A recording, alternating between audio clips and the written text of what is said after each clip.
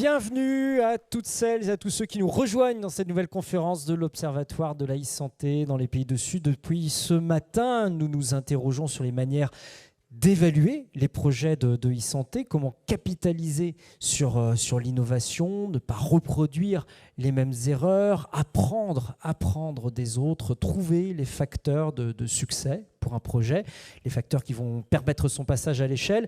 Et on va à présent poursuivre ces réflexions, si vous le voulez bien, en nous attardant sur les facteurs qui font qu'un projet soit pérenne, puisque ce n'est pas tout de lancer un projet en e-santé, mais comment faire pour qu'il dure véritablement dans le temps, comment faire pour qu'il ne disparaisse pas si ses promoteurs s'en vont ou s'ils n'arrivent pas à passer le relais à d'autres acteurs. Et pour répondre à ces questions, j'ai le plaisir et l'honneur d'avoir autour de cette table aujourd'hui Aristide Afeng-Ndou Nyassimre. Vous êtes coordinateur national pour la santé digitale au Togo, c'est-à-dire votre niveau de connaissance du sujet, et en plus, ou avant, j'ai envie de dire, ministre conseiller à la mission permanente du Togo auprès des Nations Unies. Merci beaucoup d'être des nôtres aujourd'hui dans cette journée de la Fondation Pierre Fabre, l'Observatoire de la e-santé dans les pays du Sud. Sébastien Cusnier, directeur d'IT for Life à Dakar, une entreprise qui apporte des soutiens, alors IT comme son l'indique, aux ONG, aux associations, aux entreprises pour les aider dans leur déploiement de leurs outils numériques. Et puis en duplex avec nous depuis Dhaka au Bangladesh, si tout se passe bien, Mridul Chaudhary, qui est directeur de Empower Social Enterprises, qui gère notamment Traumalink au Bangladesh, dont on a parlé ce matin. Bonjour Mridul, je ne sais pas si vous nous entendez correctement. Quelle heure est-il aujourd'hui à Dhaka, si vous êtes bien là? Yes, I can hear you fine. Right now it's 6:30.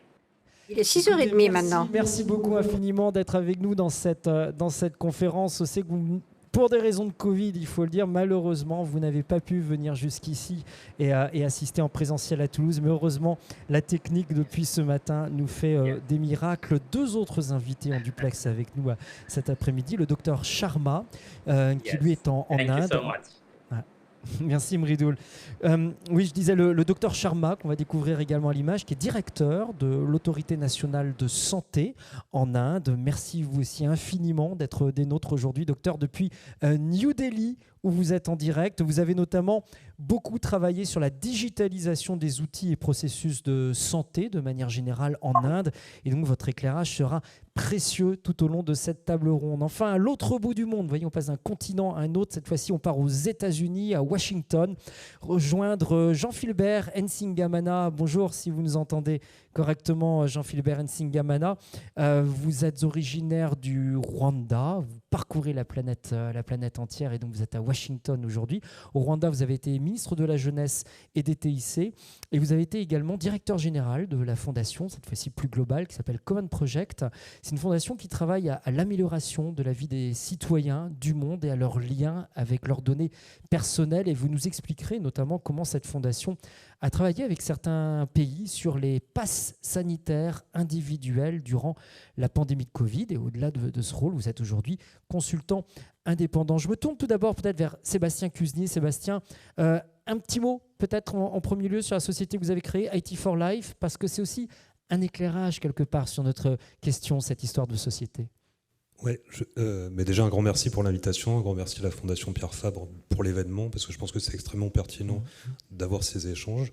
Donc on a créé IT for Life justement pour répondre à ces questions de pérennité, pour pouvoir créer de la compétence, des gens qui ont une maîtrise, une connaissance des terrains, et surtout des compétences techniques pour pouvoir appuyer les organisations qui sont souvent en déficit de talent et de compétences. Ouais, vous avez eu un long passé en ONG, on peut le dire, et en ONG, vous avez remarqué que toutes les ONG ne sont pas toujours staffées ou équipées ou ne peuvent pas se permettre d'avoir un directeur des systèmes d'information ou un designer des systèmes d'information à temps plein.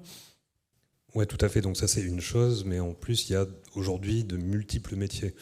Là où il y a encore 10 ans, il fallait des personnes qui géraient l'infrastructure et les systèmes d'exploitation. Aujourd'hui, on a besoin de gens qui font de l'UX, de gens qui vont faire de l'évaluation, de gens qui vont faire de la collecte de données, de la sécurité, de la data science, etc., etc. Et donc tout ça, c'est nouveau, c'est des compétences qui sont rares, on est sur des métiers en tension. Donc ils sont chers, ce qui est rare et cher. on est en tension avec des entreprises privées, encore plus dans nos pays d'intervention, où dès qu'il y a des talents, ils se font recruter et généralement ils partent. Et c'est difficile pour nous, enfin, je dis encore nous parce que j'ai toujours le lien ONG, c'est difficile pour nous de pouvoir rivaliser en fait. Et c'est là qu'on va arriver à un paradoxe. Aujourd'hui, on voit bien, depuis ce matin, au début de cette conférence, comment les projets aujourd'hui se digitalisent tous les uns et les autres. On a vu cette explosion, notamment financière, des investissements dans la santé digitale.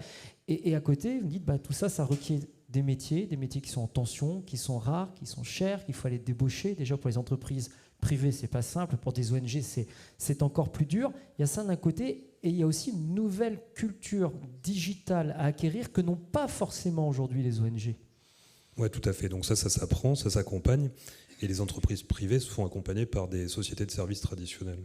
Donc qui sont là, il n'y a aucune grosse boîte, à part les très très très grosses, et même en dehors d'aujourd'hui des géants de la tech, qui cherchent à intégrer l'ensemble des compétences en interne, parce que c'est ingérable. Je vais plus loin dans votre raisonnement. Tout à l'heure, vous nous avez fait cet inventaire à la Prévert de toutes les compétences. Aujourd'hui, on a des DSI. DSI, c'est même plus une compétence. Il faut des gens précis pour chaque système d'information. Et on est dans des ONG qui n'ont pas forcément la conscience aujourd'hui de la technicité de ces métiers et qui restent sur des cultures, parfois d'aller au logiciel gratuit, au logiciel le plus simple, à la solution un peu bricolée. Oui, parce qu'on rajoute une autre complexité, c'est qu'on est sur un secteur qui se transforme, qui se professionnalise. Et on a aussi des gens qui ont des exigences, là où historiquement on avait beaucoup de bénévoles et qu'on donnait du temps et on était plein de bonnes intentions. Aujourd'hui, on va vers des gens plus spécialisés qui ont aussi des attentes envers nous, et à tous les niveaux, que ce soit sur le recrutement, sur la paye, les évaluations, etc. Et il faut arriver à suivre ce mouvement. Quelle est l'attitude des bailleurs de fonds vis-à-vis de cette complexité qui n'arrête pas d'augmenter année après année de la santé digitale? Ils laissent faire, ils vont mettre des cahiers des charges, ils vont être de plus en plus imposés, ou ils n'ont peut-être pas conscience eux-mêmes de cette technicité? En fait, on a deux niveaux. Il y a le monde anglo-saxon où il y a une compréhension justement de la nécessité d'investir, et le monde francophone où justement on va dire aux organisations il faut faire de l'évaluation, on doit avoir des chiffres, mais on ne donne pas les moyens. C'est-à-dire que ces bailleurs qui eux exigent ne vont pas financer justement toutes ces activités-là, parce qu'ils ne savent pas non plus quel type de profil, comment. Donc oui, on va payer du matériel, peut-être un peu de connexion, mais pas les bons profils pour pouvoir justement assurer ça. Et pas avec des normes imposées, obligatoires pour le coup? Pas suffisamment, et en tout cas pas assez loin. Et notamment si on veut rajouter en plus de la donnée financière, comme on disait ce matin, il faut pouvoir suivre tout ça. Et donc on est encore sur des métiers qui n'ont rien à voir avec ce qu'on fait sur les terrains, sur les programmes. Aristide Afenindou Gnassingbé, Monsieur le Ministre, vous partagez ce constat effectivement de métiers de plus en plus complexes, d'une digitalisation de plus en plus complexe, et parfois d'organisations sur place, soit qui n'ont pas les compétences en interne, soit qui n'ont pas cette culture non plus et l'argent à mettre derrière. D'accord, merci beaucoup. Je tiens d'abord à remercier la Fondation Pierre Fabre pour l'honneur qu'elle nous a fait en nous invitant ici. C'est la première fois que je viens à Toulouse et je me réjouis énormément de voir tout ce monde autour d'une thématique d'actualité. Je tiens à remercier les uns et les autres et je vous salue tous. Donc, sur cette question, il faut reconnaître que nous avons le même problème au niveau du Togo, où il y a beaucoup d'associations qui essayent de développer des compétences dans plusieurs domaines. Donc, c'est ça d'ailleurs qui nous a donné l'idée d'aller vers une coordination, une mise en commun des efforts. Parce que, au-delà du fait que les hommes veulent mieux faire, ils n'ont pas d'abord la technicité, ils n'ont pas d'abord les compétences requises pour le faire. Donc, du coup, en orientant vers ce creuset, on arrivera progressivement à former, à mettre l'accent sur la formation, parce qu'il faut reconnaître que c'est un domaine novateur. Et l'expérience nous a indiqué que depuis 2013, qu'on a commencé avec le RAFT, le réseau pour l'Afrique francophone de télémédecine, sur le terrain, il y avait un peu de la réticence. Donc, je pense directement au changement qu'il faut apporter. Donc, d'abord, quand on a commencé, au niveau d'abord des autorités du pays, il fallait les convaincre parce qu'on ne voyait pas l'importance de l'outil. Mais progressivement, les autorités ont compris, mais les praticiens sur le terrain aussi étaient assez réticents. C'est comme si on venait leur arracher quelque chose de plus. Peut-être je vais aller dans les détails quand le moment sera venu. Mais quand on regarde ce qui se fait aujourd'hui, tout le monde parle télémédecine, tout le monde parle santé numérique, c'est beaucoup plus de la communication que les associations font. On a essayé de répertorier avec l'appui d'un consultant international, le professeur Bagayoko, qui est toujours à nos côtés. On a répertorié, il y a beaucoup d'organisations, d'associations qui essayent de s'infiltrer parce qu'ils ont compris quand même qu'il y a un boom dans le financement extérieur, tout ça là. Il faut saisir l'occasion, mais ce n'est pas de faire de la télémédecine ou de la santé numérique qu'il faut savoir ce qu'on fait réellement. Vous partagez le constat qui a pu être dressé ce matin dans la carte que nous a présentée, entre autres, Florence Gaudry-Perkins, et aussi dans ce que nous dit Sébastien dans son expérience de terrain, ce constat peut-être d'un schisme entre l'Afrique anglophone d'un côté et l'Afrique francophone de l'autre. On voit qu'il y a une dynamique, peut-être parce que les GAFA, les grands acteurs aujourd'hui du numérique, sont anglophones et investissent aussi majoritairement en Afrique anglophone. On voit qu'il y a une dynamique, et qu'en Afrique francophone, il y a des efforts à faire pour rejoindre la dynamique. Ce n'est pas seulement en santé numérique que le problème se pose. Moi, ça fait 8 ans que je suis à Genève en qualité de ministre conseil. D'abord, je suis médecin à la base et puis spécialiste en santé globale.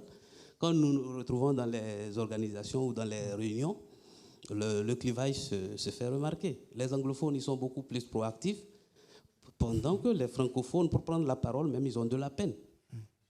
Alors, on se pose beaucoup de questions à ce sujet.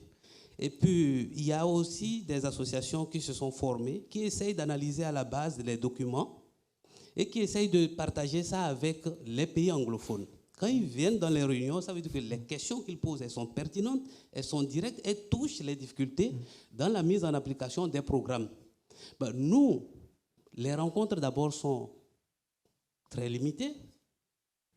Et au niveau de la coordination, les approches sont diversifiées. Parfois, on n'arrive pas à comprendre effectivement où est-ce que nous sommes en train d'aller. Donc, on se pose énormément de questions. C'est quoi l'origine? Est-ce que c'est la complexité de la langue ou bien c'est beaucoup plus une culture qu'on a acquise?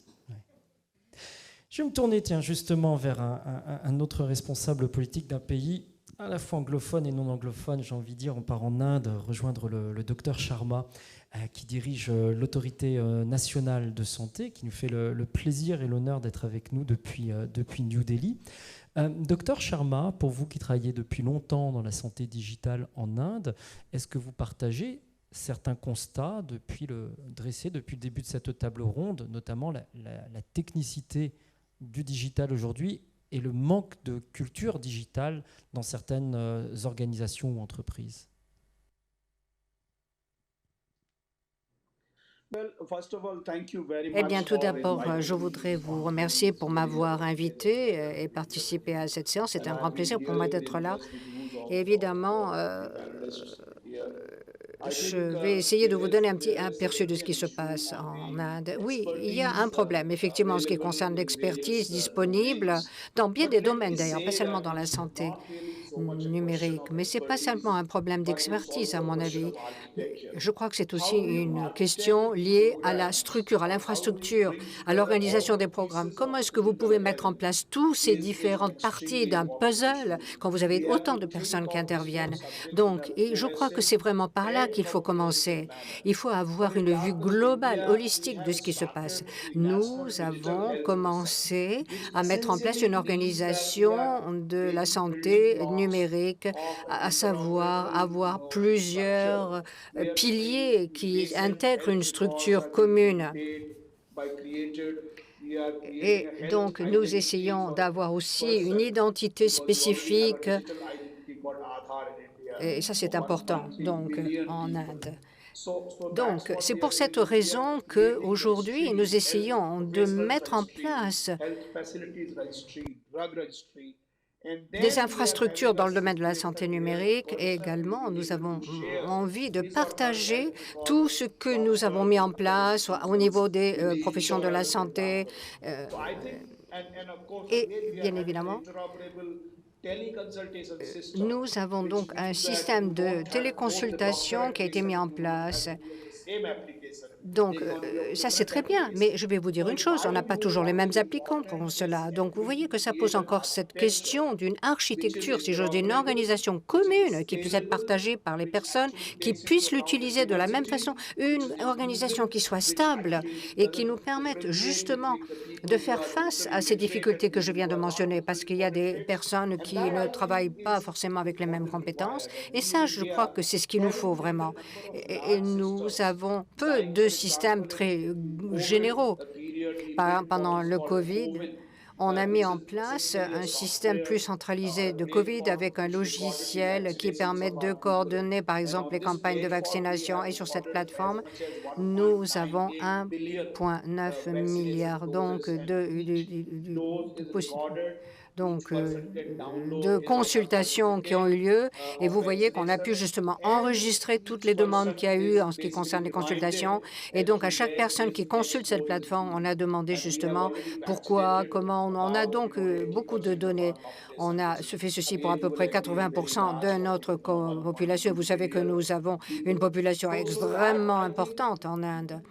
Et donc, nous avons voulu mettre en place, encore une fois, une espèce d'architecture, une structure, une infrastructure plus générale et qui permet donc de réunir ces expertises. Je suis d'accord avec vous avec le fait qu'il est difficile de trouver certains talents, certaines expertises, mais une fois que vous avez cette architecture, quand c'est possible, eh bien, ce que l'on fait, c'est pouvoir élargir ces programmes, les développer. Et donc, il faut être sûr au départ de pouvoir avoir un système fondé sur une source ouverte, sur des sources qui sont disponibles, accessibles à tous et qui soient aussi inclusives que possible. Donc, un système inclusif également, parce qu'il faut tenir compte de la diversité des différents groupes que nous avons, ethniques, et nous avons des centaines de dialectes en Inde. Donc, il faut pouvoir ouvrir le système pour qu'il soit accessible à tout le monde. C'est peut-être le majeur défi que nous avons dans notre pays. Docteur, lorsque aujourd'hui des ONG ou des entreprises viennent vous présenter un projet ou présentent officiellement un projet aux autorités ou au gouvernement, quels sont les 4 ou 5 maximum points clés que vous allez regarder et vous dire d'un point de vue gouvernemental, OK, là, je pense que ce projet va réussir?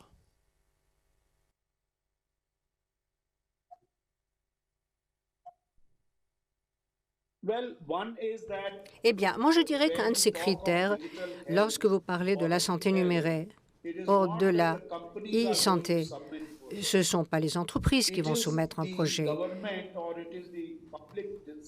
Ce sont généralement les institutions ou les services publics qui vont justement prescrire un certain nombre d'orientations. Et ensuite, les entreprises vont tenir compte de ce que l'on appelle du cahier des charges et ils vont savoir exactement ce qu'il faudra développer. Voilà, ça c'est le premier critère. Deuxième critère, c'est qu'il faut tenir compte du fait que les entreprises aient les ressources nécessaires, qu'elles puissent les déployer pour remplir ces objectifs. Il ne s'agit pas de nous dire ce qu'il faut qu'on fasse, c'est nous qui leur disons ce que nous voulons et c'est à eux, à ce moment-là, de mettre les ressources nécessaires en face des besoins que nous avons définis. Donc là, il faut qu'il y ait un certain nombre de possibilités qui sont disponibles. Mais nous devons savoir ce que nous voulons, parce que si vous ne savez pas ce que vous voulez, ces entreprises vont vous dire, vous imposer peut-être ce qu'elles veulent, et sans tenir compte de vos besoins et de vos attentes. Donc, pourquoi on ne peut pas toujours demander aux autres de faire le travail à votre place? C'est à nous de faire le travail fondamental de la réflexion, de la conceptualisation. Et après, ce sont les entreprises qui vont mettre ça ensemble, qui vont assembler tous ces concepts et qui vont déployer les ressources dont on aura besoin et les compétences dont on a besoin et aussi qui vont être en mesure de le faire en fonction de certaines priorités. Mais voilà, et à partir de ce moment-là, on va cibler le devis, enfin du moins le budget, les délais. Vous voyez, c'est vraiment un travail d'harmonisation et ceci pour chacune des étapes. Et ça, je crois que c'est la bonne approche lorsqu'il s'agit justement de travailler avec les entreprises. Avoir des objectifs et des objectifs communs et partagés des deux côtés pour pouvoir avancer. Toute dernière question, Dr Sharma, parce que je sais que votre emploi du temps est assez strict en ce moment. Sébastien Cusnier, tout à l'heure, nous disait qu'il y a une difficulté de la part des ONG à parfois avoir de l'expertise en interne. Il faut qu'elle aille la recherche ailleurs parce qu'ils n'ont pas forcément la connaissance très fine du design architectural aujourd'hui des systèmes d'information. Qu'en est-il des autorités publiques dans des gouvernements ? Est-ce que vous aussi, vous avez cette expertise ? Est-ce que vous êtes en train de changer d'expertise ou d'acquérir cette expertise ? Est-ce que vous changez votre manière d'examiner des dossiers digitaux depuis 7, 8, 10 ans ? Is this question for me? Oui, s'il vous plaît. Puisque vous représentez ici une institution, voilà, une institution, il n'y a pas de souci, une institution publique, justement, c'est intéressant de savoir si les institutions publiques se structurent, elles aussi, pour changer de culture et changer de compétences en la matière. Alors, je crois que ce qui est requis, justement, c'est ça. Vous avez raison. Vous avez deux systèmes au niveau des pouvoirs publics. Alors, vous avez, par exemple, des services publics où il n'y a aucune expertise particulière au niveau technique. Mais à ce moment-là, on va essayer de recruter des gens qui ont cette expertise et de les intégrer dans le secteur public. Donc, ça veut dire qu'il faut qu'ils viennent vers nous. Et donc, ils sont en quelque sorte aussi l'interface entre les entreprises et nous au niveau du service public, vous voyez. Donc, c'est important d'avoir ces personnes-là, de les capter. Et je crois qu'il y a une information aussi très importante, c'est que quel que soit le système que vous mettiez en place, ce sont des systèmes qui sont, comme je l'ai dit tout à l'heure, doivent être assez accessibles. Alors, par exemple, vous avez des systèmes qui sont disponibles gratuitement. Mais ça dépend évidemment de la dynamique qui va être mise en place par les secteurs publics. Il faut que ces systèmes soient en source ouverte, c'est-à-dire que tout pays qui veut l'utiliser, aussi notre Premier ministre, d'ailleurs, nous avons une rencontre en juillet l'année dernière qui a accepté justement que nous puissions avoir des systèmes très ouverts au niveau de l'architecture pour que justement les services publics puissent s'y retrouver. Ce sont des projets qui sont ouverts et donc peuvent être accessibles à tous ceux qui veulent peut-être mettre en place le même programme, le développer. Encore une fois, j'insiste sur ce terme open source, c'est-à-dire des sources ouvertes, et où vous pouvez trouver l'information dont vous avez besoin et vous pouvez ensuite le déployer. C'est ça la philosophie essentielle. Je crois que si nous avons, je dirais, un enjeu au niveau public, si nous avons les moyens de le mettre en place, il faut que tout le monde puisse en profiter.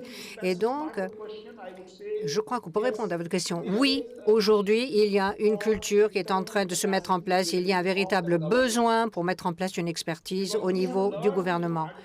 Parce qu'on a appris les choses de façon difficile. Ça n'a pas été facile. On a eu beaucoup d'obstacles. Et vous ne pouvez pas laisser les entreprises faire ce qu'elles veulent. Ce n'est pas possible. On ne peut pas les laisser faire toutes seules. Il faut les contrôler.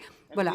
Et donc, c'est pour cela que nous, aujourd'hui, nous voulons trouver des gens qui sont sur le marché, qui ont des expertises. C'est pas facile, c'est un marché difficile. Il y a une véritable tension, surtout après le Covid. On ne trouve pas tous les talents, toutes les compétences dont on a besoin. Mais ceci étant, je crois que nous devons continuer à les trouver et les intégrer dans le système public de façon à ce que ces personnes deviennent partie du système, vous aident, deviennent une interface.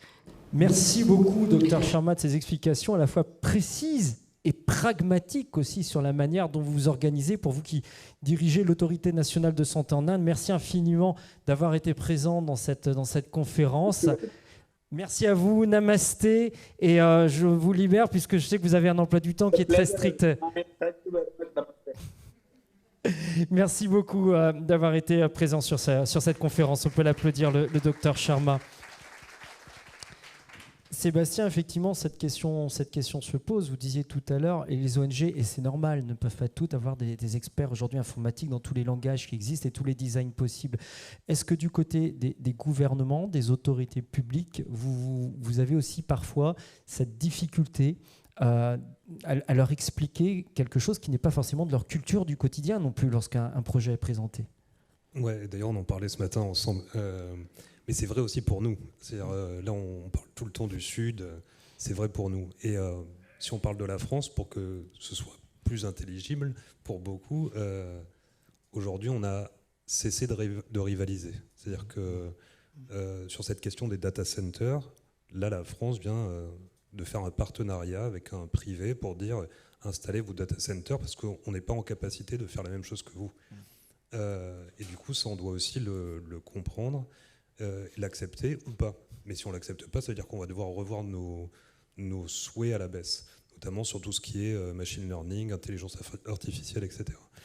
Ça veut dire, si j'entends bien votre propos, que là, on pouvait encore se permettre, allez, mettons, il y a 15 ans ou 20 ans, d'avoir, pourquoi pas, plusieurs ONG sur le même type de projet, développer des outils similaires, chacune de leur côté, voire avoir de la concurrence, c'est aussi arrivé entre ONG. Dans le monde globalisé, complexe dans lequel on vit et où chaque technique de recherche est de plus en plus précise, on ne peut plus se permettre ça? Si, on peut toujours se le permettre parce qu'on a le droit à l'erreur et que c'est bien et que c'est important aussi. Par contre, on doit se parler. Et donc, ce type d'événement est hyper important parce qu'on doit se mettre d'accord aussi. Donc là, on parle d'open source, mais l'open source, c'est pas du gratuit, contrairement à ce qu'on croit. Et on doit se mettre d'accord sur des produits.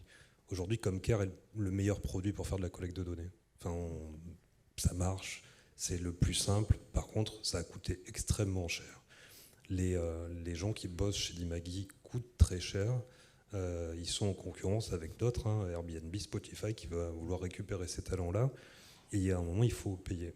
Et même si ces outils-là sont passés aujourd'hui à l'échelle, ils ne sont pas rentables parce qu'il n'y a pas de... Qui va pouvoir financer ça sur la longueur? C'est extrêmement difficile à faire. On est en duplex tout à l'heure avec New Delhi. Je vous propose de partir à l'autre bout du monde, vers Washington, rejoindre Jean-Philbert Nsingemana. Sur le constat, Jean-Philbert Nsingemana, que dresse Sébastien Cusnier sur cette difficulté d'avoir des spécialistes, aujourd'hui des systèmes d'information au sein des ONG, peut-être la nécessité demain d'externaliser ces fonctions. Quel est votre sentiment ?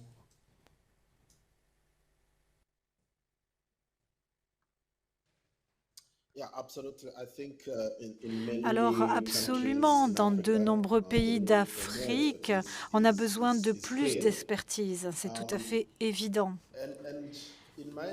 Et de mon expérience, les gens regardent l'aspect expertise uniquement quand il s'agit de développer des systèmes sur les aspects très techniques ou lorsqu'il faut mettre en place ou maintenir des infrastructures.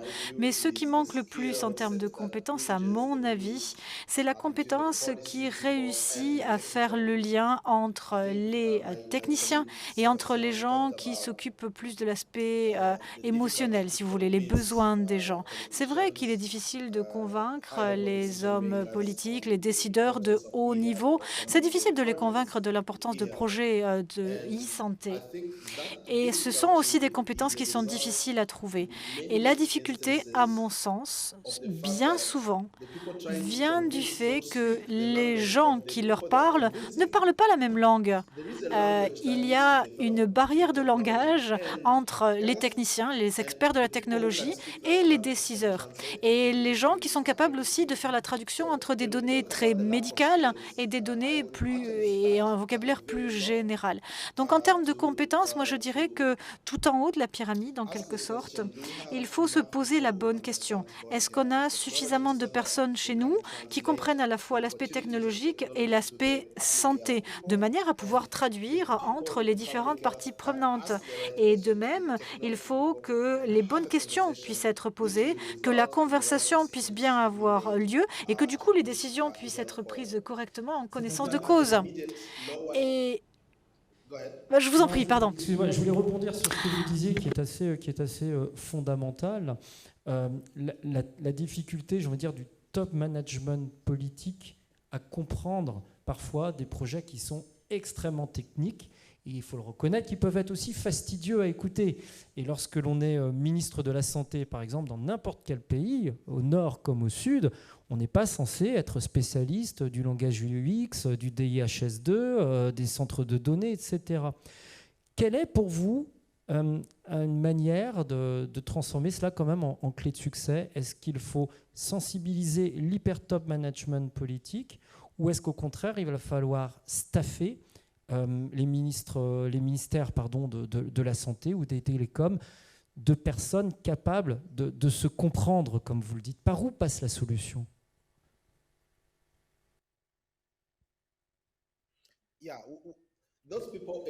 Alors, ces gens existent, les gens qui sont capables de traduire, et il n'y en a pas assez. Et je pense que dans chaque pays, dans chaque service ou ministère, c'est vrai qu'il y a le ministère de la Santé, il y a le ministère des Télécommunications, le ministère de la Transformation numérique. Et c'est vrai que ces personnels sont très, très demandés. Et en fait, je pense que ce qu'il faut faire, c'est investir dans la formation pour essayer de recruter ou en tout cas de former davantage de personnes ayant ces profils. Comme je le disais auparavant, à beaucoup d'endroits, ici aux États-Unis, mais aussi par ailleurs, ici, il y a une communauté, le Health Informatics Fellowship, et ces associations, en quelque sorte, font justement de la formation, de la sensibilisation et essaient justement de sensibiliser ou en tout cas d'améliorer le niveau de connaissances fondamentales au niveau des gouvernements, mais aussi de toutes les parties prenantes. Et il y a une part culturelle. Vous avez parlé du changement culturel qui est nécessaire pour la bascule digitale. Et il faut aussi reconnaître que la culture est différente suivant qu'on est quelqu'un dans la technique ou quelqu'un dans la santé publique. Quand on travaille dans la santé publique, il y a quand même beaucoup de respect des professeurs, des médecins. C'est un peu comme dans l'armée. Il y a quand même un côté très hiérarchique dans le domaine de la santé. Tandis que dans le domaine de la technologie, je trouve que c'est beaucoup plus horizontal. On peut parler avec des entreprises internationales et vous allez avoir le PDG qui va être à la même table que les autres, aussi relax que les autres. Donc la culture est très, très différente, beaucoup moins hiérarchisée. Et donc, il y a un choc de culture, je pense, entre ces deux secteurs. Et de ce que j'ai vu, pour avoir travaillé dans cette industrie, c'est que les personnes qui travaillent en santé publique, je pense qu'il faut les former aux technologies et il faut former aussi les techniciens entre quelque sorte, en santé publique. Et ça fonctionne. On peut trouver des gens qui sont très forts en technologie et qui arrivent à bien comprendre le côté santé publique, mais c'est difficile aussi d'avoir le respect des gens du domaine de la santé publique quand ils rencontrent des gens qui ne sont pas de leur monde. Et c'est toujours difficile de mon expérience. Ceci étant dit, je trouve qu'il y a suffisamment de gens dans le domaine de la santé qui aiment la technologie, qui aiment les analyses, qui aiment les données et qui peuvent se mettre à l'aspect technologique. C'est ces gens qu'il faut recruter et c'est eux qu'il faut former, les équiper du jargon, des éléments de langage, des gens qui travaillent dans la tech. Et je ne suis pas en train de dire qu'il faut arrêter bien sûr de recruter en premier lieu aussi des techniciens qui pourraient s'intéresser au monde de la santé. Il faut s'intéresser aux deux côtés, si vous voulez, de la passerelle. Mais c'est vrai que généralement, les solutions sont développées par des gens qui ont une formation initiale en technologie, mais évidemment, il faut aussi qu'ils soient sensibilisés à l'application dans la santé. Questions et solutions ne sont pas que techniques, ce sont aussi des changements de culture et des changements d'état d'esprit, de manière de travailler, à adopter des deux côtés. Une toute dernière question rapide, s'il vous plaît, Jean-Philippe Nsingemana. Vous avez vécu une expérience intéressante qui a été menée dans le cadre de la fondation Common Project sur un projet pour créer des passes sanitaires sécurisés, reconnus pour les personnes vaccinées contre le Covid-19 dans les pays du Sud essentiellement, et pour beaucoup en Afrique, où on n'avait pas des systèmes aussi sécurisés peut-être, et aussi étendus et gratuits surtout, comme dans les pays du Nord. De manière très pragmatique, comment les choses se sont-elles passées avec les gouvernements qui étaient essentiellement africains? Quels ont été les clés, les facteurs de succès de ce projet collectif pour développer des passes sanitaires sécurisées?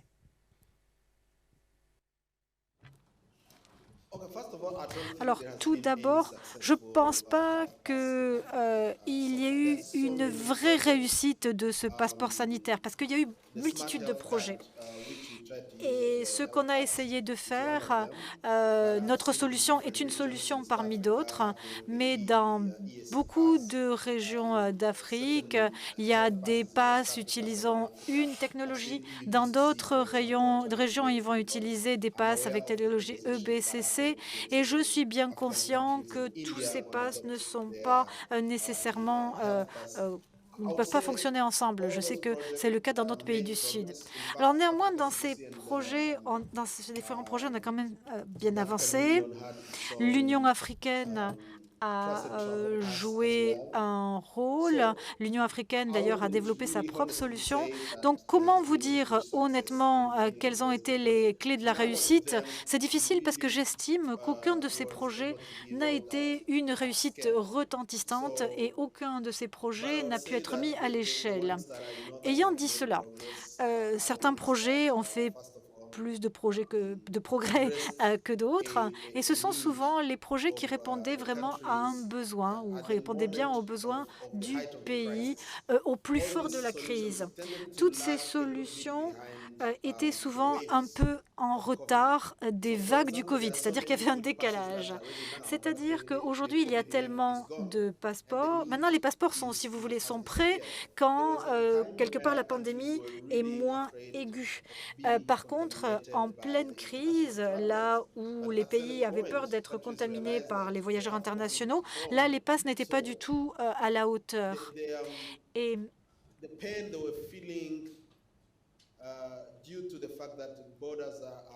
les frontières se sont fermées, les voyages internationaux ont été stoppés, le commerce et les voyages internationaux aussi ont été mis sur pause. Et finalement, ça a été probablement la solution qui a été retenue par les gouvernements plutôt que de mettre en place le passeport sanitaire. Et ce besoin d'un pass sanitaire s'est un peu éteint au fur et à mesure que la pandémie, elle aussi, est devenue moins préoccupante. Et donc, du coup, ce qui me semble le plus important aujourd'hui, c'est qu'on a fait beaucoup d'efforts pour concevoir et déployer ces passes sanitaires. Et aujourd'hui, avec le recul, on peut se demander comment tirer parti des enseignements qu'on a pu tirer. Et le docteur Sharma en a parlé. Il faut des standards, il faut des normes ou des réglementations. On en a parlé d'ailleurs. Si ces passes sont conçus suivant des normes ouvertes, en utilisant des logiciels ouverts, alors les efforts qui ont été investis en amont ne sont pas perdus. Ils seront au bénéfice d'une certaine collectivité. Et concernant le projet de la Commons Project Foundation, il a été déployé essentiellement en Afrique de l'Est, au Rwanda, au Kenya, et on a utilisé aussi avec le Sénégal. Au Sénégal, ils ont d'ailleurs terminé les phases de développement et ils ont commencé d'ailleurs à déployer de manière illimitée. Et puis, on veut aussi déployer ce pass ailleurs, sur la base d'un standard ouvert. Là encore, le plus important, c'est que notre projet ne s'applique pas que pendant la période du Covid, il s'appliquera aussi au-delà. Parce que si on a un projet qui n'est que pendant la pandémie du Covid, il va devenir rapidement obsolète. Pas pour dire que la pandémie soit terminée, mais disons que ce n'est plus une priorité et les investissements vont aujourd'hui ailleurs. Permettez-moi de terminer un instant. Et le fait d'utiliser ce passeport Covid pour transporter des informations sanitaires, finalement, ça a été l'idée qui est ressortie de ce projet, c'est-à-dire avoir un support de données. Je vais rebondir justement sur ce que vous nous dites et poser la même question. Il y a plein de propos, plein d'idées qui ont été mises là sur la table par Jean-Philippe et Nsingemana, Sébastien. La première, c'est celle des standards. On revient toujours sur la poule et l'œuf. Comment je peux faire un projet pérenne, sachant que je n'ai pas forcément de standards non plus ou de cahier des charges qui m'est imposé, mais comment aider aussi des gouvernements ou des institutions internationales à monter un cahier des charges, sachant qu'ils n'ont pas toujours les compétences pour aller le faire. Quel est votre point de vue sur cette question ? Déjà que les standards, ils existent. Enfin, il y a déjà beaucoup de littérature là-dessus. L'open source, c'est pas nouveau, c'est pas quelque chose qui vient d'être créé. On a des acteurs qui ont beaucoup travaillé, notamment Digital Square. Donc le cadre existe. Donc, ça veut dire qu'on ne l'impose pas, le cadre, alors? On ne se l'impose pas nécessairement, parce qu'il faut aussi le comprendre, l'accepter. Si je parle de la RGPD, ça va parler à tout le monde. Le cadre existe. Après, il faut l'accepter, s'y conformer. C'est pas toujours évident. Ça demande beaucoup de contraintes techniques aussi, parce qu'il faut, respecter les règles. Ouais, la RGPD, le cadre existe. Il est défini, il est obligatoire et il est sanctionné s'il n'est pas respecté. Est-ce que ça veut dire qu'en matière de santé digitale dans les pays du Sud, après tout, il ne faudrait pas arriver au même cadre que la RGPD, un cadre standard qui existe, qui est défini et qui peut être éventuellement sanctionné s'il n'est pas respecté? Ouais, pas que dans les pays du Sud. On parle de données de santé, de données personnelles. Je pense que oui, on doit imposer un cadre. Et le cadre, c'est ce qui permet aussi de fixer des limites, mais aussi potentiellement de les dépasser, d'aller un peu plus loin, etc. Là aujourd'hui, il n'y a pas de cadre. Donc on part sur plein d'initiatives, un peu dans tous les sens. Et je pense que ce serait nécessaire. Ouais. Dans ce que vous nous disiez tout à l'heure, vous avez créé cette société après un long passage en ONG, le constat que les ONG n'ont pas toutes les compétences et n'ont pas les moyens de se payer ces compétences en interne et n'auraient peut-être pas les moyens de les occuper à 100% non plus. D'où l'intérêt de les externaliser vers une société privée. Et là, ça semble coincé parce que les bailleurs, eux, ont du mal à comprendre cette manière de penser. Est-ce que vous pouvez développer? Oui, tout à fait. Pour moi, là, une des solutions, c'est l'entrepreneuriat social et solidaire. Du coup, on a créé une entreprise sociale qui est à l'intermédiaire du purement privé, qui a vocation à viser du profit, et du milieu associatif où justement on est tributaire des bailleurs, de la durée des programmes, etc. Pour pouvoir assurer de la pérennité, il faut avoir une structure qui va durer au-delà des programmes pour pouvoir faire de la maintenance, pour pouvoir suivre, pour pouvoir faire de l'accompagnement, continuer la formation, etc. Par contre, effectivement, on est hors scope des bailleurs. Donc en fait, on doit vivre... Hors scope parce que vous êtes entreprise privée, donc suspect d'aller gagner de l'argent?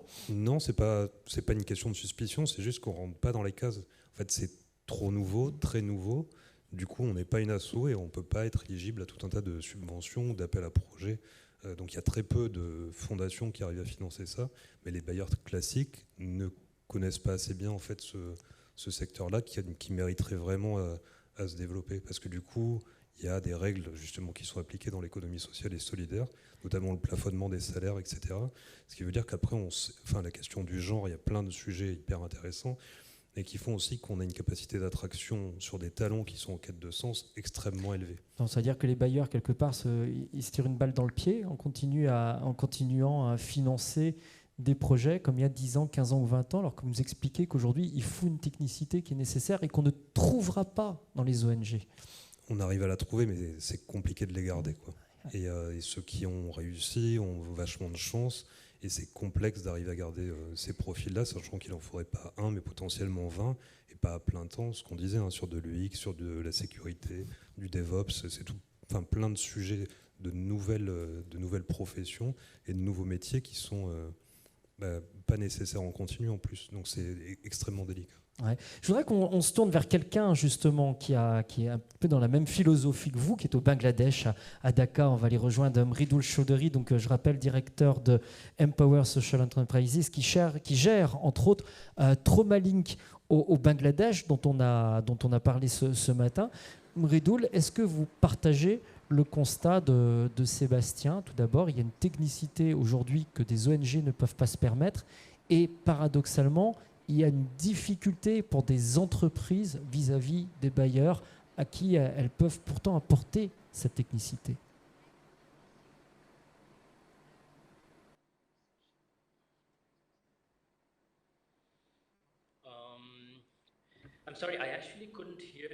Malheureusement, je n'ai pas bien entendu Sébastien. L'audio n'était pas très clair. Donc malheureusement, je crains que la question que vous me posiez soit difficile. De Sébastien, je pense qu'ils vont se rapprocher des vôtres aussi, qui nous dit aujourd'hui, les projets digitaux nécessitent de plus en plus de technicité, de compétences techniques. Les ONG, pour la plupart d'entre elles, n'ont pas les moyens d'avoir ces compétences techniques en interne. D'où l'intérêt de faire appel à des entreprises privées Mais ce statut d'entreprise privée aujourd'hui est compliqué vis-à-vis des bailleurs. Est-ce que c'est votre sentiment?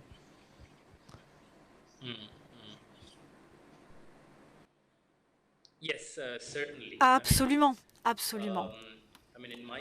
Dans mon pays, il y a en effet des contraintes et des restrictions quant au financement et quant aux subsides que l'on peut recevoir en tant qu'ONG.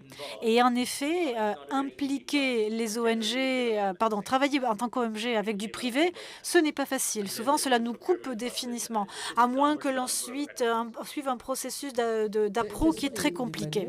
Justement, de contourner ce verrou, à votre avis, et d'arriver à une meilleure collaboration? Parce que si je comprends bien, on sera obligé de passer par ce passage.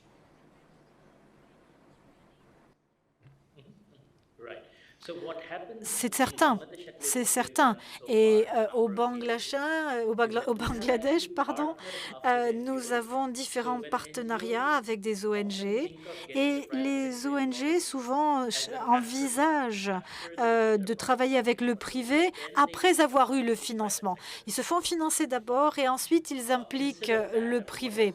À l'inverse, ce qu'on peut aussi faire, et ce que j'ai déjà vu au Bangladesh, et moi je représente d'ailleurs une entreprise privée et on travaille en étroite collaboration avec le gouvernement et avec des ONG. Et donc ce qui se passe très souvent, c'est que lorsque il y a des subventions qui sont avec un appel à projet, eh bien, les spécifications ou le cahier des charges est écrit en collaboration avec nous, avec le privé.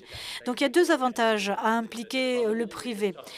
Ça permet de résoudre le problème dont on parlait, parce que tout le monde n'évidemment pas les expertises en interne.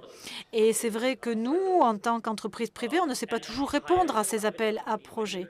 Et le fait d'avoir un partenariat avec une entreprise privée, c'est parfois pas durable, c'est difficile à financer. Du coup, avoir un partenariat à une étape précoce permet de résoudre le problème du point de vue des promoteurs, des bailleurs de fonds, mais aussi du point de vue des ONG. Et on voit bien depuis le début de cette table ronde, en fait, que la clé d'un succès pérenne, c'est la capacité à avancer, on va dire, en crabe, peut-être, de la part d'une ONG et d'un gouvernement. Et on avance en le faisant. Et vous avez le même constat avec Trumalink que vous avez développé. Vous dites tout dépend de la maturité numérique ou digitale du gouvernement que l'on a en face de nous. Et il y a des grades dans cette maturité. Est-ce que vous pourriez nous expliquer justement ces grades?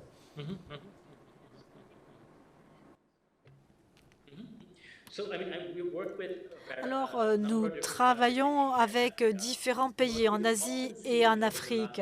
Et ce que l'on a beaucoup vu sur les 15 dernières années, parce que quand même notre expérience est significative, c'est que en général, il y a 3 niveaux de développement numérique. Dans un premier temps, on a d'abord des projets pilotes, ici et là, qui ne respectent pas des normes, des solutions qui visent juste à tester ou à faire une preuve du concept. Donc ça, c'est ce qu'on voit à une étape initiale. Et ça, évidemment, ce n'est pas forcément un mal, parce que c'est une phase d'apprentissage et on apprend toujours de cette manière itérative. On voit ce qui marche, ce qui ne marche pas. Et tous les pays doivent passer par cette phase. Cette phase, combien de temps elle va durer? Ça dépend des pays. Après, il y a un deuxième niveau. Les gouvernements commencent à renforcer leurs capacités. Et une fois qu'ils ont des capacités en interne, parfois aussi ils recrutent à l'extérieur, plus qu'à la phase 1. Et dans une troisième étape, le gouvernement prend l'initiative, commence à développer en interne des projets, définir des cahiers des charges, avoir une stratégie d'impact. Et je pense que du point de vue d'un bailleur de fonds, il est important d'identifier précocement à quelle étape se trouve le gouvernement interlocuteur interlocuteurs. Si le pays est en phase 1, on ne peut pas s'attendre d'un pays en phase 1 de développer des capacités internes du jour au lendemain. Ce n'est pas possible. Donc les attentes que l'on a doivent être adaptées à l'interlocuteur. Et il est exact qu'il faut s'assurer, bien sûr, de tirer les leçons et de s'adapter au niveau de maturité. Et puis, autre chose que je vois souvent, quand on élabore des projets, au début, il n'y a pas suffisamment de ressources qui sont dédiées au renforcement des capacités. Beaucoup d'argent est mis dans le déploiement, pas forcément dans le renforcement des capacités au niveau des gouvernements. Ça, je le vois beaucoup. C'est souvent quelque chose qui, d'un côté, finalement, est négligé. Alors qu'on découvre en même temps les images de TraumaLink que vous avez développées, dont on a parlé ce matin au Bangladesh, quels sont les facteurs internes ou externes qui font qu'un gouvernement va passer ou qu'un pays va passer du stade 1 au stade 2, puis du stade 2 au stade 3?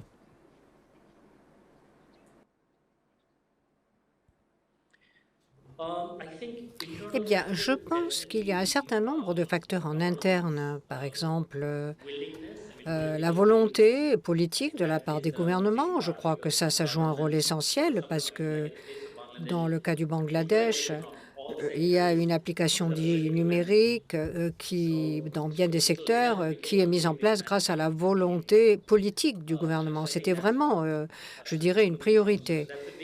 Donc ça, c'est première chose. Donc il faut qu'il y ait une volonté politique. Et deuxième facteur, je crois, prédisposant, c'est que les gouvernements se rendent compte qu'il y a des besoins pour certaines applications, certaines initiatives, mais il faut qu'il y ait un impact et que cet impact permette de renforcer la confiance des individus par rapport au gouvernement.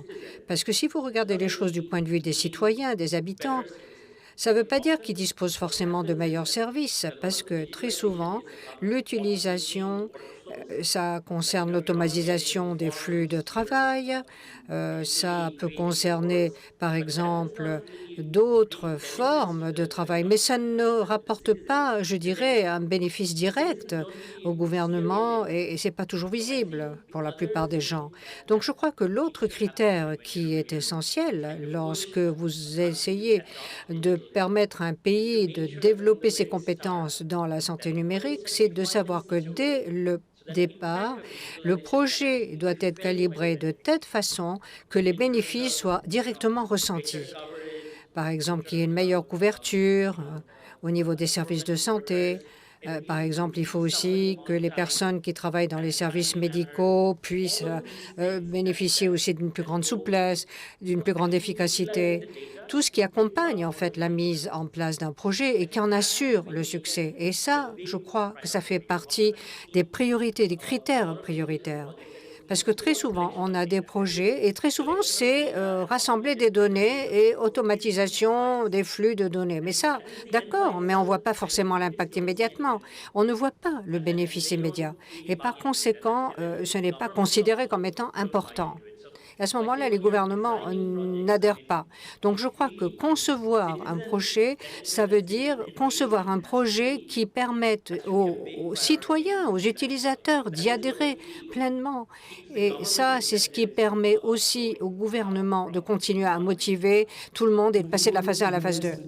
So we have two questions before this roundtable session, and I would like to ask you, you've been speaking of very specific skills and also the different activities, data collecting and so on. Alors, le temps que ça bascule voilà, sur le bon canal, vous nous parlez de fonctions et de besoins de plus en plus précis, la collecte de data, l'analyse de data, l'hébergement de data, et tout ce que vous avez d'ailleurs mis en place sur TraumaLink, géolocalisation ou autre. Il y a une question qui reste centrale et qu'on ne se posait peut-être pas il y a 15 ans ou 20 ans dans ce monde, c'est celui de la formation, des compétences et du maintien de ces compétences dans des services digitaux de santé, dans des ONG ou des entreprises sociales et solidaires, alors qu'il y a des ponts en or et des salaires en or partout. Est-ce que vous avez, vous, les moyens de former les gens, de trouver les gens et de garder les gens dans votre entreprise?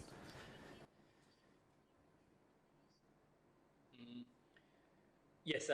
Oui, alors, est-ce que vous faites référence? Oui, oui, retenir les personnes. Hein, Je ou, disais former et garder les gens dans votre entreprise où vous n'avez pas forcément les salaires des grandes entreprises à côté.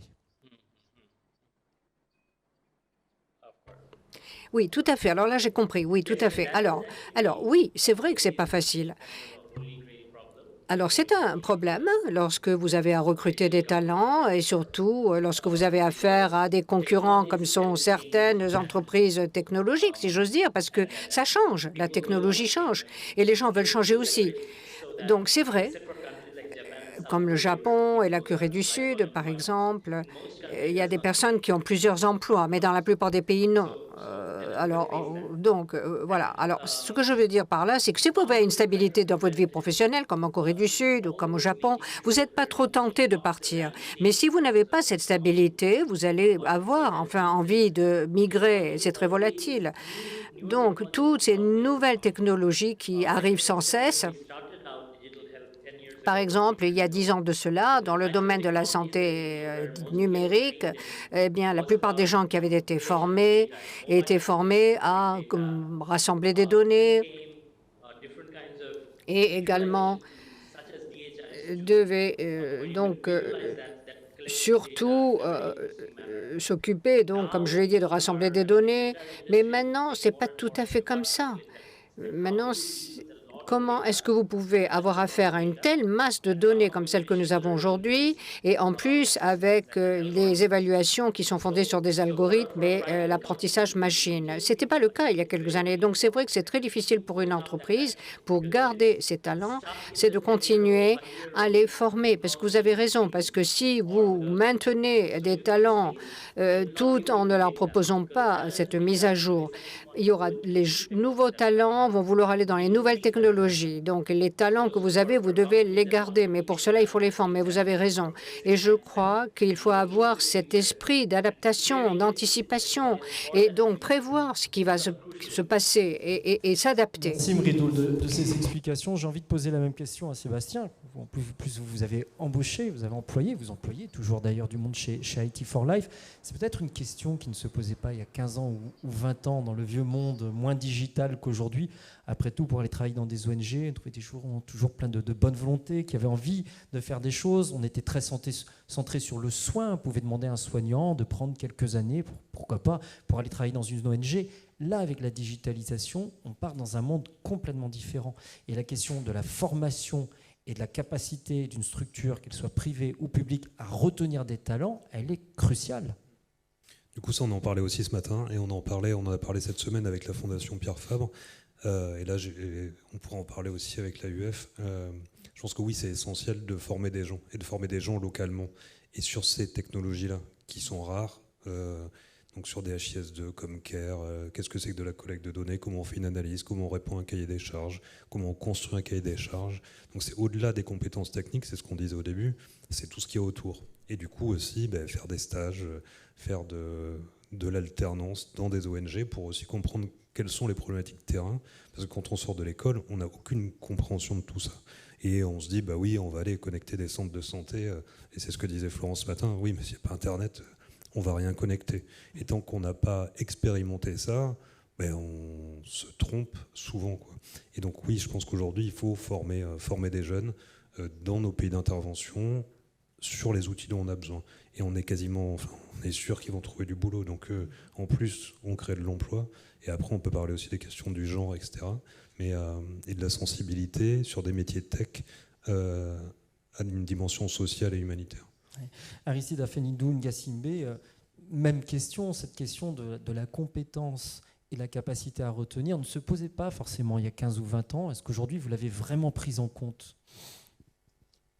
Je vous remercie pour cette question. C'est vrai, ça fait un bout de temps que je n'ai plus parlé. Il y a eu des interventions qui sont passées et qui m'ont interpellé, notamment celle de notre ami qui est aux États-Unis, où il disait qu'il fallait quand même faire comprendre un certain langage à des décideurs politiques. Vous savez, je pense que le décideur politique n'a pas besoin de comprendre tout le langage possible. il faudrait lui faire comprendre l'importance de la chose. Quand nous sommes passés au numérique ou à la digitalisation, est-ce que c'est parce que quelque chose n'allait pas à la base? C'est la première question qu'il faut se poser. Si ça allait, pourquoi on veut passer à la digitalisation? C'est parce que ça n'allait pas. On pense que la digitalisation est une solution. Le décideur veut comprendre, si on investit ici, qu'est-ce qu'on peut récupérer après? Je pense que c'est la meilleure question qu'il faut se poser. Au niveau maintenant de la rétention des talents, quand nous voyons un peu le processus qu'on a commencé chez nous au Togo avec la digitalisation, la télémédecine, tout ça, les obstacles étaient là. À la base, c'était d'abord la connexion Internet. Aujourd'hui, cette question n'est plus d'actualité parce que le Togo est l'un des premiers pays de la région UEMOA à avoir la fibre optique de Google. Donc cette question n'est plus d'actualité. Maintenant, comment motiver les uns et les autres? On ne va pas former des médecins pour devenir tous des informaticiens, tout ça, là où former des informaticiens pour devenir des médecins. C'est l'approche beaucoup plus intersectorielle qu'il faut promouvoir. Cette question de la santé numérique est une question transversale. On ne peut pas la gérer seul. Vous avez besoin d'un autre, l'autre a besoin également de vous. Aujourd'hui, ce qui se passe sur le terrain, c'est de l'amalgame. C'est pourquoi il faut mettre les moyens, au-delà du développement des compétences en technicité, il faut également former aussi des praticiens, parce qu'à la fin, l'outil ou la technologie ne va pas remplacer l'humain. Et tenir compte aussi des besoins des populations à la base. La population à la base, elle est bénéficiaire. Donc il faut tenir compte d'abord de leurs priorités. Donc voilà un peu ce que moi je pense. Retenir quelqu'un, si la personne qui est en train de travailler se sent à l'aise dans un domaine défini, et s'il a ce qu'il faut pour mener à bien son travail, il va y rester. Mais généralement, qu'est-ce qui se passe? Pourquoi les hommes partent? Ils partent parce qu'ils trouvent mieux ailleurs, et c'est la question financière. Donc vous voyez un peu qu'il y a 3 niveaux. D'abord les ressources humaines, les ressources financières et puis les ressources matérielles. Aujourd'hui, on parle de la télémédecine, il y a la technologie. Il faut que les États soient en même d'acheter aussi les outils nécessaires. Et chaque jour, il y a des mises à niveau, tout ça, là, ça évolue. À chaque fois, il faut insister sur la formation aussi continue. Donc voilà un peu ce que moi je dirais.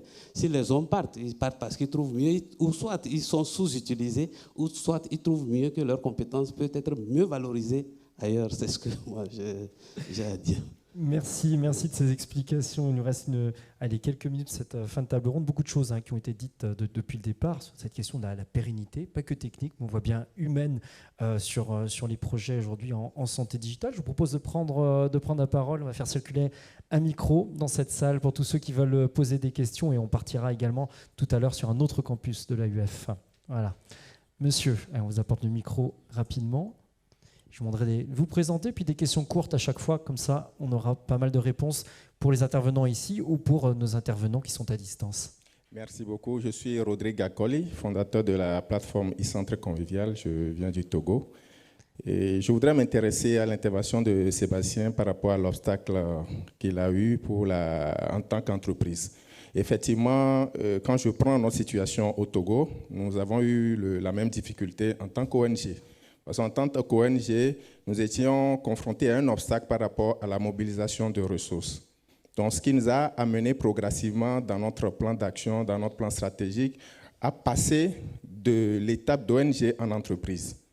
Et grâce à une formation que nous avions obtenue auprès du PNUD, donc nous avons pu créer une entreprise qui intervient dans le même domaine et qui d'ailleurs arrive à mobiliser les fonds et à appuyer l'ONG.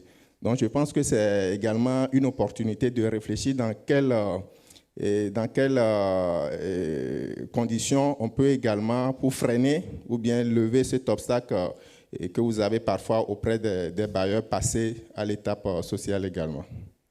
Sébastien, peut-être une remarque ou une forme de réponse là-dessus? Ouais, on y a pensé, à faire l'opposé, c'est-à-dire à créer une asso à côté pour collecter des fonds. À la base, nous, on est issus d'une asso, d'une ONG. On appartenait à 100% à une ONG, sauf que sans le savoir, on avait créé un conflit d'intérêts, puisqu'on était à la fois jugé parti, et du coup, ça ne marchait pas. On avait voulu créer un cercle vertueux en se disant, voilà, si on arrive à générer du bénéfice, on vient alimenter les fonds propres de l'ONG.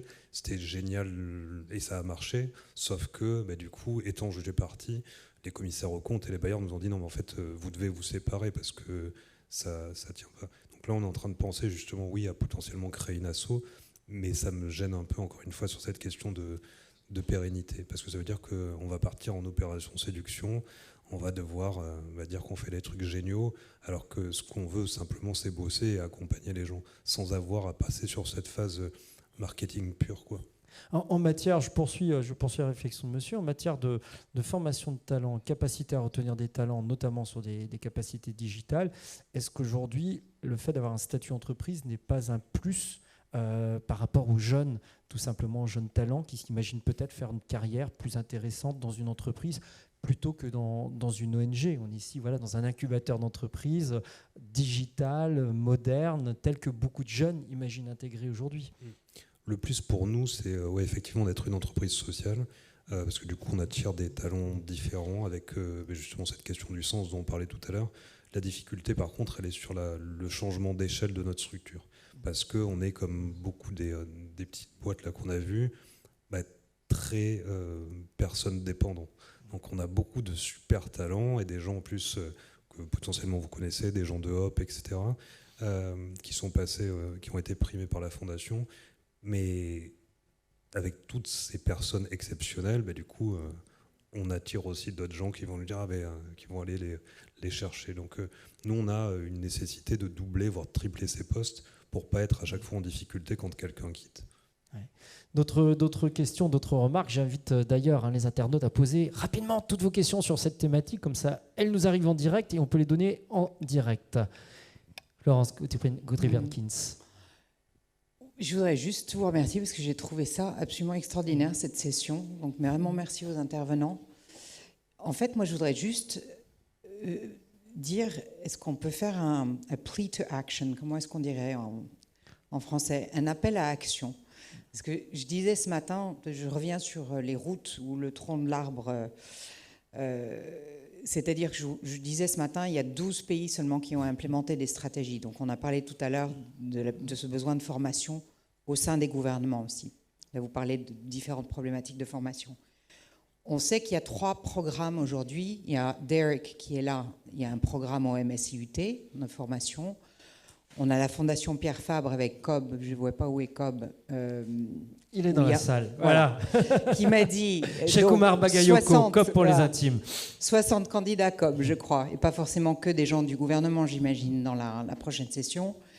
Et puis on a un autre qui s'appelle le DALP, le Digital... C'est comment ça dit, Derek, qui est l'appel d'offres qui a été lancé, c'est avec l'Université du Rwanda, je crois. Digital Leadership...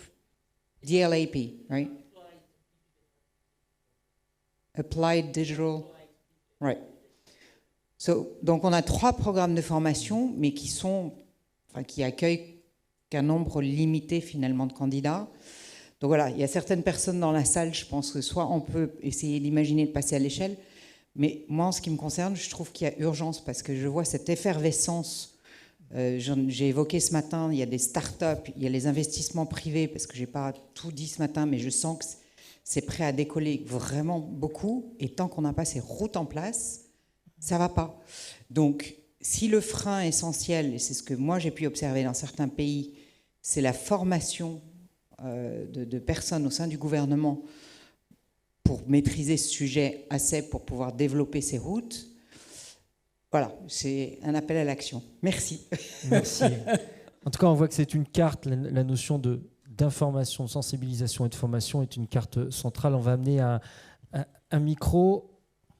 Voilà.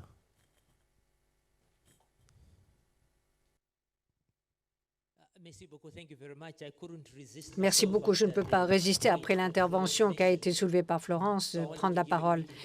Donc, je voulais faire une très brève intervention pour compléter ce qui a été dit et ce que d'autres ont également dit cet après-midi.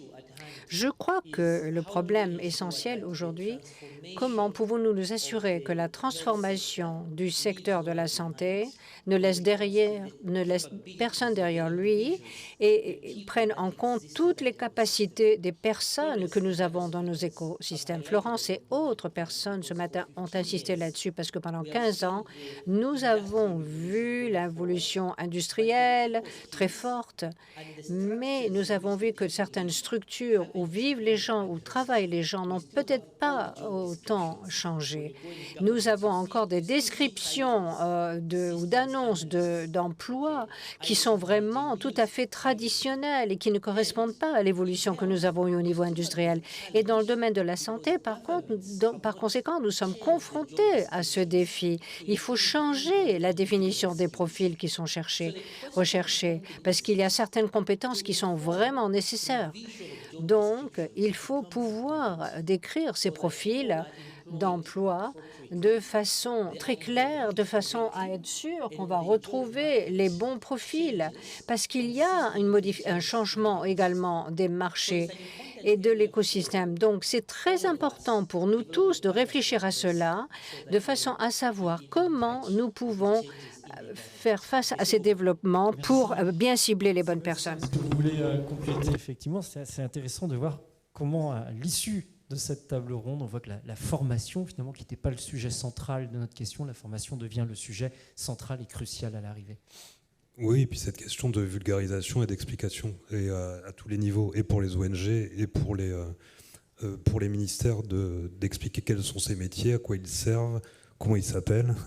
Parce que oui, recruter un responsable informatique, aujourd'hui, ça ne veut plus rien dire. Et c'est bien, c'est un point de départ, mais c'est loin d'être suffisant.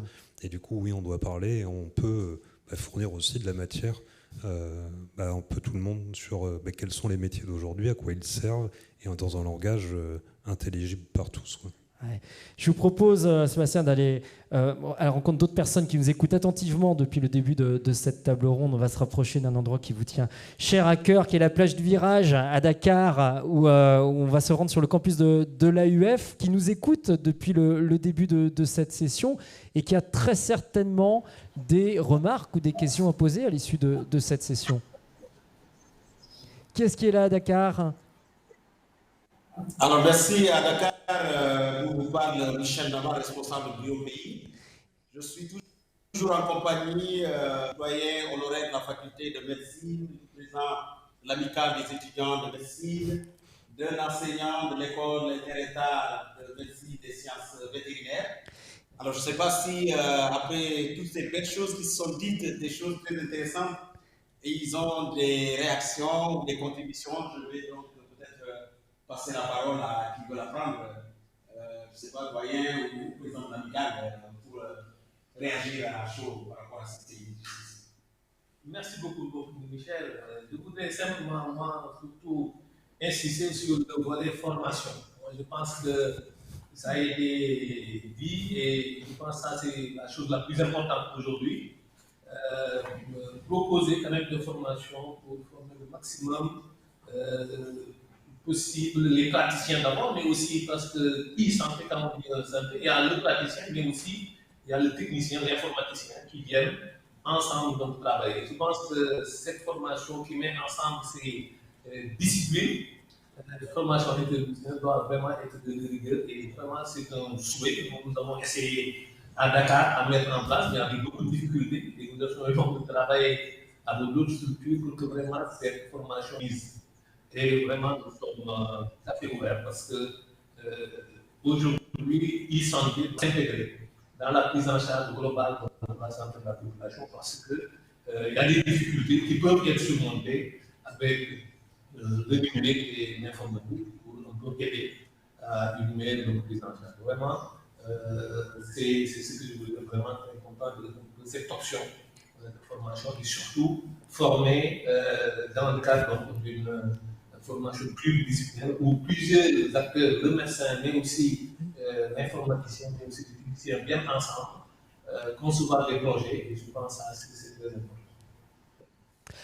Merci, doyen. Je ne sais pas si nous avons encore la possibilité de faire. Allez, très rapidement, Michel, effectivement. D'accord. Voilà, je passe la parole à...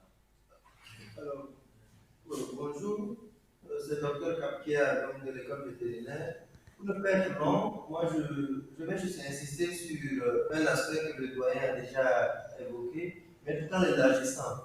On parle de santé, c'est vrai, santé dans le sens humain, mais ce serait aussi bien que nous étendons aussi à la santé animale, sachant bien que près de, des 2 tiers des pathologies qui vont toucher l'homme vont avoir des origines animales. Ce serait quand même bien, c'est un plaidoyer, que ces genres d'initiatives soient quand même aussi étendues vers la santé animale de façon beaucoup plus large.